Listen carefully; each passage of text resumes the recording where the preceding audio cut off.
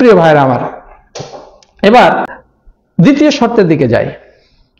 দ্বিতীয় শর্ত হচ্ছে যে ইবাদত করতে হলে রাসূল করিম সাল্লাল্লাহু আলাইহি ওয়াসাল্লামের তরিকা বা পদ্ধতি মোতাবেক করতে হবে, যেটাকে বলা হয় মুতাবাআতু রাসূলিল্লাহি সাল্লাল্লাহু আলাইহি ওয়াসাল্লাম। আল্লাহ রাসূলের পথ এবং পদ্ধতিকে অনুসরণ করে তিনি যেভাবে, যখন, যেই পরিমাণে, যেই সিস্টেমে করতে বলেছেন, সেই ইবাদতটা সেই পদ্ধতি অনুসারে, সেই সময়ে, সেই পরিমাণে, সেই সিস্টেমেই করতে হবে।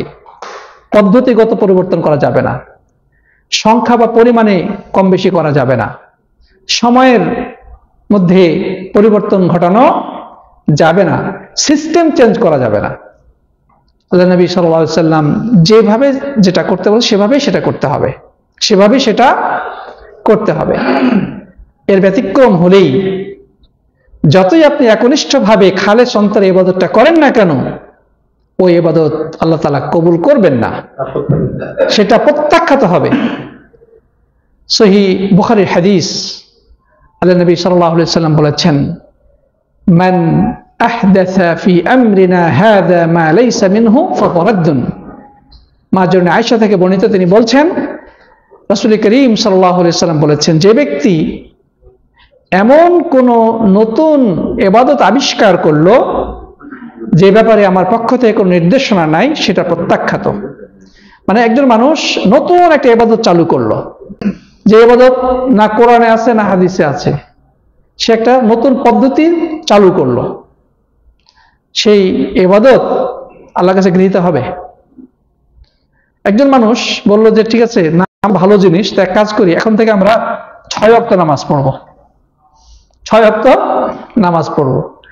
সে সকাল 10টার সময় আর একটা নতুন নামাজ চালু করলো, ফরজ নামাজ হিসেবে চালু করলো, শেষে আজান দিবে এবং লোকজনকে নামাজে না আসবে।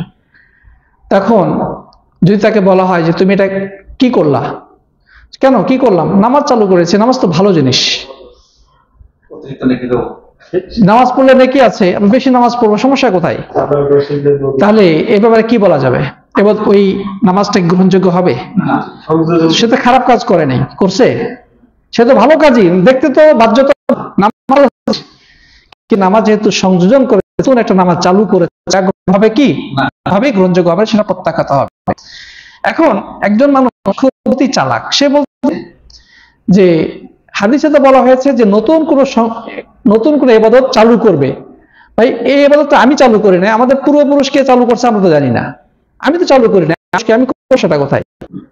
তার জন্য রাসূল করিম হাদিসে মান আমিলা আমালান লাইসা আমরুনা ফাহুয়া রাদ্দুন, সহিহ বুখারীর হাদিস, যে ব্যক্তি এমন কোন আমল করলো যেটা এই দ্বীনের অন্তর্ভুক্ত নয়, যে ব্যাপারে আমার কোন নির্দেশনা নাই, সেটা প্রত্যাখ্যাত হবে।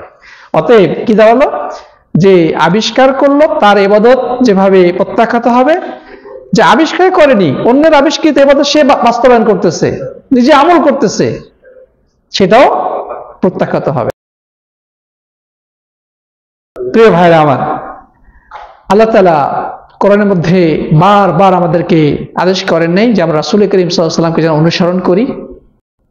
আল্লাহ তাআলা বলেন নাই মা আতাকুমুর রাসূল ফাখুযুহু ওয়া মা নাহাকুম আনহু ফান্তাহু, রাসূল তোমাদেরকে যা নিয়ে এসেছে সেটা তোমরা গ্রহণ করো, আর যে বিষয়ে তিনি নিষেধ করেছেন সেটা তোমরা বর্জন করো, সেটা প্রত্যাখ্যান করো। তাহলে আল্লাহ নবী সাল্লাল্লাহু আলাইহি ওয়াসাল্লাম আল্লাহর পক্ষ থেকে যা নিয়ে এসেছেন সেটা আমাদের জন্য গ্রহণ করা আবশ্যক কিনা? অবশ্যই। এবং তিনি যেটা নিষেধ করেছেন সেটা আমাদেরকে অবশ্যই বর্জন করতে হবে। প্রিয় ভাইরা আমার, তাহলে আল্লাহ নবীর আদেশের বাইরে গিয়ে কেউ যদি ইবাদত করে, কোনো নতুন পদ্ধতি আবিষ্কার করে, তাহলে সেই ইবাদতটা কি আল্লাহ তাআলা কবুল করবেন? না, করবেন না। অথচ সেই কাজটা কিন্তু অনেক আন্তরিকতার সাথে করছে, খুবই ভালোবেসে করছে, আল্লাহকে রাজি খুশি করার জন্য করতেছে, তার আন্তরিকতার কোনো অভাব নাই। কিন্তু সমস্যাটা হলো সেই ইবাদতটা আল্লাহ নবী সাল্লাল্লাহু আলাইহি ওয়াসাল্লামের তরিকা অনুযায়ী হয় নাই, তাহলে সেই ইবাদত আল্লাহর কাছে কবুল হওয়ার কোনো সম্ভাবনা নেই। প্রিয় ভাইরা আমার, আল্লাহ নবী সাল্লাল্লাহু আলাইহি ওয়াসাল্লাম কি বলেছেন? আলাইকুম বিসুন্নতি ওয়া সুন্নাতিল খুলাফায়ে রাশিদিন আল মাহদিয়িন মিন বা'দি ওয়া আদু আলাইহা বিন নওয়াজিজ, যে তোমরা আমার সুন্নতকে এবং আমার পরে যে খোলাফায়ে রাশিদিন হেদায়েত প্রাপ্ত খলিফা আসবেন তাদেরকে তোমরা অনুসরণ করো, তাদের সুন্নতকে তোমরা অনুসরণ করো, এবং আমার পরে যে সকল প্রাপ্ত বা সুপথ প্রাপ্ত খলিফাগণ আসবেন সুন্নতকে তোমরা অনুসরণ করো। ও আদু আলাইহা বিন নওয়াজিজ, তিনি বলেন নাই যে শুধু অনুসরণ করো এটুকু বলে ক্ষান্ত হন নাই, তিনি বলেছেন যে তোমরা তোমাদের মাড়ির দাঁত দিয়ে শক্তভাবে ধরো। সামনের দাঁত দিয়ে ধরলে ছুটে যেতে পারে, কিন্তু ভিতরে চাবলের দাঁতটা শক্তিশালী, ওইটা দিয়ে ধরলে ছুটার সম্ভাবনা কম। অতএব তোমরা আল্লাহ নবী সাল্লাল্লাহু আলাইহি ওয়াসাল্লাম যারা বলছেন যে তোমরা তাদের সুন্নতকে ধরবে কিভাবে, চাবলের দাঁত দিয়ে, চাবল বুঝেন আমাদের মাড়ির দাঁত দিয়ে শক্তভাবে ধরো। প্রিয় ভাইরা আমার, তাহলে একদিকে তিনি সতর্ক করলেন যে ইবাদতের ব্যাপারে আমার নির্দেশনা নাই, আমার আদেশ নাই, আমার পক্ষ থেকে কোনো অনুমোদন নাই, সেটা যেমন প্রত্যাখ্যাত হবে। আবার তিনি আরেকদিকে আদেশ করলেন যে আমার সুন্নাতকে এবং খোলাফায়ে রাশিদিনের সুন্নাতকে তোমরা শক্তভাবে ধারণ করো। আল্লাহ নবী সাল্লাল্লাহু আলাইহি ওয়াসাল্লাম আরো বলেছেন ফাইন্না খায়রুল হাদিসি কিতাবুল্লাহ। আল্লাহ নবী সাল্লাল্লাহু আলাইহি ওয়াসাল্লাম প্রায় সকল বক্তৃতার শুরুতেই এই কথাটা বলতেন, ফাইন্না খায়রুল হাদিসি কিতাবুল্লাহ ওয়া খায়রুল হাদি হাদি মুহাম্মদ সাল্লাল্লাহু আলাইহি ওয়াসাল্লাম। সর্বোত্তম কথা হচ্ছে আল্লাহর কিতাব, এবং সর্বশ্রেষ্ঠ হেদায়েত বা গাইডেন্স, দিক নির্দেশনা হচ্ছে আমার গাইডেন্স বা আমার দিক নির্দেশনা। ওয়া ইয়াকুম ওয়া মুহদাসাতিল উমুর, তোমরা দ্বীনের মধ্যে নিত্য নতুন আবিষ্কার থেকে দূরে থাকবে। ফাইন্না কুল্লা মুহদাসাতিন বিদআহ, কেননা দ্বীনের মধ্যে নব আবিষ্কৃত প্রত্যেকটি জিনিস হচ্ছে বিদআত। ওয়া কুল্লা বিদআতিন দালালাহ, আর প্রত্যেকটি বিদআত হচ্ছে গুমরাহি বা ভ্রষ্টতা। ওয়া কুল্লা দালালাতিন ফিন্নার, আর প্রত্যেকটা ভ্রষ্টতা বা গুমরাহির পরিণতি কি? জাহান্নাম, জাহান্নামের আগুন। তাহলে ইবাদত তো করলাম, ইবাদত তো করব, কিন্তু ইবাদত করার আগে আমাকে আপনাকে যাচাই করে নিতে হবে আবশ্যিকভাবে যে সে ইবাদতটা রাসূল করিম সাল্লাল্লাহু আলাইহি ওয়াসাল্লামের পদ্ধতি অনুযায়ী হচ্ছে কিনা। সাল্লু কামা রাআইতুমুনি উসাল্লি, সবচেয়ে গুরুত্বপূর্ণ ইবাদত হচ্ছে ইবাদত তাওহীদের পরে সালাত। আল্লাহ নবী সাল্লাল্লাহু আলাইহি ওয়াসাল্লাম বললেন সালাতটা ঠিক সেইভাবে আদায় করো যেভাবে তোমরা আমাকে আদায় করতে দেখেছো। হজের সময় এই কথাই বললেন, খুযু আন্নী মানাসিকাকুম, আমার কাছ থেকে তোমরা হজের নিয়মগুলো শিখে নাও। তো রাসূল করিম সাল্লাল্লাহু আলাইহি ওয়াসাল্লামকে আমরা দেখেছি, তাকে নামাজ পড়তে দেখেছি? কেউ দেখেছি আমরা? না, সম্ভব না, তিনি তো দুনিয়া থেকে চলে গেছেন। কিন্তু তার পদ্ধতিগুলো, তার হাদিসগুলো, তার মুখনিসৃত প্রত্যেকটি শব্দ হাদিসের গ্রন্থে সংরক্ষিত আছে না নাই?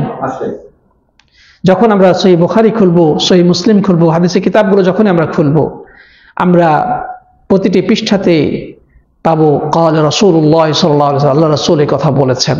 মানে রাসূল করিম সাল্লাল্লাহু আলাইহি ওয়াসাল্লামের কথাগুলো সন্নিবেশিত রয়েছে কিতাবের মধ্যে, কিতাবের পৃষ্ঠায় পৃষ্ঠায়। যখন আমরা সেগুলো পড়বো তখন যেন আমরা রাসূলকে দেখতে পাচ্ছি তিনি বলছেন। সুবহানাল্লাহ। সাহাবীদের ঘটনাগুলো যখন আমরা পড়বো, রাসূল করিম সাল্লাল্লাহু আলাইহি ওয়াসাল্লাম তারা কিভাবে শিক্ষা দিয়েছেন, তখন আমরা যেন সরাসরি রাসূলের সেই দৃশ্যগুলো যেন আমরা দেখতে পাবো। তাহলে হাদিস মানে হাদিসের অনুসরণে যখন আপনি ইবাদত করবেন তখনই আপনি প্রিয় নবী সাল্লাল্লাহু আলাইহি ওয়াসাল্লামকে অনুসরণ করলেন। প্রিয় ভাইরা আমার, লাস্টে তিনটি কথা বলে শেষ করতে চাই। এক নম্বর কথা হচ্ছে লা ইলাহা ইল্লাল্লাহ মুহাম্মাদুর রাসূলুল্লাহ, এটা তো আমরা ঘোষণা দিই, তাই না? কালিমাতুশ শাহাদা কি? আশহাদু আল্লা ইলাহা ইল্লাল্লাহ ওয়া আন্না মুহাম্মাদুর রাসূলুল্লাহ, আমি এই কথা সাক্ষ্য দিচ্ছি আল্লাহ ছাড়া সত্য কোনো উপাস্য নাই এবং মুহাম্মদ সাল্লাল্লাহু আলাইহি ওয়াসাল্লাম আল্লাহর রাসূল। তো এই যে প্রথম স্বীকৃতি আল্লাহ ছাড়া সত্য কোনো উপাস্য নাই, এই কথাটাই মূলত ইখলাসের দলিল, যে আমি এ কথার সাক্ষ্য প্রদান করলাম যে ইবাদত করার হকদার শুধুমাত্র আল্লাহ, কেবলমাত্র আল্লাহ, তিনি ছাড়া আর কেউ ইবাদত করার হকদার নাই। তার মানে আমি যতটুকু ইবাদত করব শুধু তার জন্যই করব, এটাই হচ্ছে ইখলাস, ইখলাসের দলিল। আর দ্বিতীয় অংশে বলা হয়েছে মুহাম্মদ রাসূলুল্লাহ, মুহাম্মদ সাল্লাল্লাহু আলাইহি ওয়াসাল্লাম আল্লাহর রাসূল। এই কথার স্বীকৃতি প্রদানের অর্থ কি?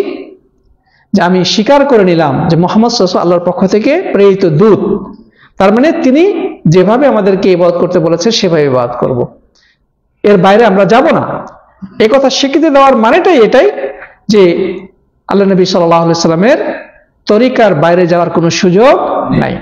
তাহলে লা ইলাহা ইল্লাল্লাহ মুহাম্মাদুর রাসূলুল্লাহ এই দুইটি কালিমার মধ্যেই ইবাদত কবুলের শর্ত সন্নিহিত রয়েছে। লা ইলাহা ইল্লাল্লাহর মধ্যে শর্ত রয়েছে ইখলাস তথা একমাত্র আল্লাহর ইবাদত করার স্বীকৃতি, এবং মুহাম্মদ রাসূলুল্লাহর মধ্যে রয়েছে মুহাম্মদ সাল্লাল্লাহু আলাইহি ওয়াসাল্লামের পদ্ধতি অনুযায়ী ইবাদত করার স্বীকৃতি। এটা হচ্ছে এক নম্বর কথা। দুই নম্বর কথা হচ্ছে, কেউ যদি আল্লাহ ছাড়া গায়রুল্লাহর উদ্দেশ্যে ইবাদত করে বা দুনিয়ার স্বার্থ আদায়ের জন্য ইবাদত করে অথবা অন্য কোনো উদ্দেশ্যে ইবাদত করে, সেটাকে আমরা জেনেছি সেটা কি বলা হয়? শিরক বলা হয়। কেউ যদি রাসূল করিম সাল্লাল্লাহু আলাইহি ওয়াসাল্লামের তরিকার বাইরে গিয়ে নতুন পদ্ধতিতে ইবাদত করে, সেটাকে কি বলা হয়? সেটাকে কি বলা হয়? বিদআত বলা হয়। তাহলে একজন মানুষ ইবাদত করলো, তার মধ্যে যদি প্রথম শর্ত অনুপস্থিত থাকে সেটা হচ্ছে শিরক, আর দ্বিতীয় শর্ত অনুপস্থিত থাকলে সেটার নাম হচ্ছে বিদআত। প্রিয় বন্ধুগণ, সর্বশেষ যে পয়েন্ট সেটি হচ্ছে যে আল্লাহ তাআলা আমাদেরকে সৃষ্টি করেছেন আমরা যেন আল্লাহ তাআলার ইবাদত বন্দেগী করি। তো এই ইবাদতটা কেমন হওয়া উচিত আল্লাহ তাআলা সেটাই বলে দিয়েছেন। আল্লাহ তাআলা বলছেন, আল্লাযী খালাকাল মাউতা ওয়াল হায়াতা লিয়াবলুয়াকুম আইয়ুকুম আহসানু আমালা। আল্লাহ তাআলা জীবন ও মৃত্যুকে সৃষ্টি করেছেন এটা পরীক্ষা করার জন্য, যাচাই করার জন্য, যে তোমাদের মধ্যে কার আমল সবচেয়ে সুন্দর, কার আমল সবচেয়ে সুন্দর। প্রিয় ভাইরা আমার, ফুযাইল ইবনে ইয়াদ রাহিমাহুল্লাহ এই আয়াতের ব্যাখ্যা বলেন, আহসানু আমালা আখলাসুহু ওয়া আসওয়াবুহু। সর্বোত্তম আমল কার, কত সুন্দর, এই সুন্দর আমল বোঝায় দুইটি শর্ত সাপেক্ষে।